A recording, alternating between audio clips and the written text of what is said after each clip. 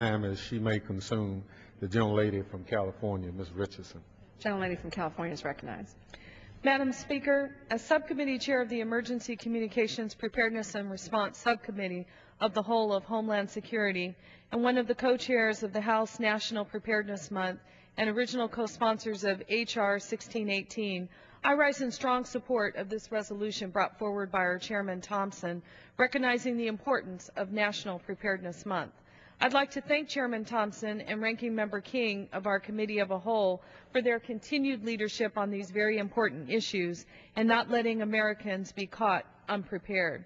I would also like to acknowledge Mr. Rogers, the gentleman from Alabama, the ranking member on our subcommittee, for working with me on these preparedness issues, as well as all of the members of our committee who supported this resolution. September 2010 is the 7th annual National Preparedness Month.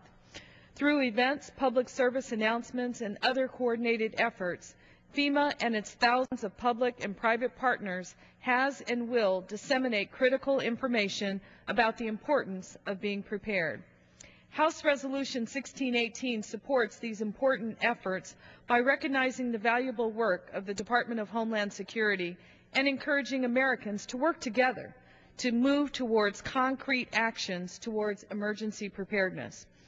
Over the course of last year, we have seen tragedies strike, whether it was man-made or beyond our control, in many forms, whether they included floods, wildfires, earthquakes, hurricanes, oil spills, and most recently in my own state, a major pipeline gas explosion. Additionally, we have also known that terrorists continue to target Americans and our critical infrastructure, as evidenced by the various attempted suicide bombings and plots that have been uncovered. Thanks to countless public servants and everyday Americans throughout all levels of government and first responders across our country, our nation stands more resilient than ever. House Resolution 1618 praises the selfless dedication of those courageous individuals and calls on the American public to equally make efforts at home, at work, school, because it's really all of our responsibility to increase their ability to assist in preventing, protecting against, and preparing to respond to all disasters, and above all, to minimize the loss of life and destruction of property. Madam Speaker, change is evident in regards to how Americans prepare for disasters. But one thing is completely true. We have not completely hit the road that we need to be prepared in every aspect to avoid some of these disasters and incidences that might occur. Let me go over a few simple tips, and I'd like to build upon some of the ones that Chairman Thompson already mentioned for the record. Number one, it's important to practice your disaster plan. Number two, to prepare our children so that they know what to do.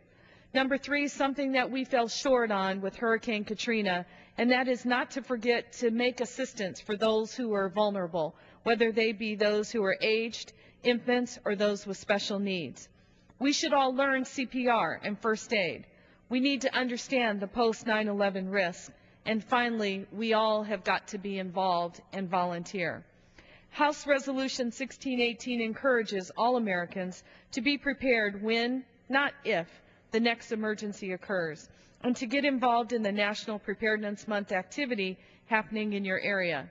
Right here today in the Capitol, Chairman Thompson authorized with FEMA to be able to launch the iPause system, which will enable state and local governments, tribal and territories to be able to be better alerted in the case of an emergency. I urge all of my colleagues to join me in supporting H.R. 1618, and I yield back the balance of my time. The gentlelady yields back. Gentleman.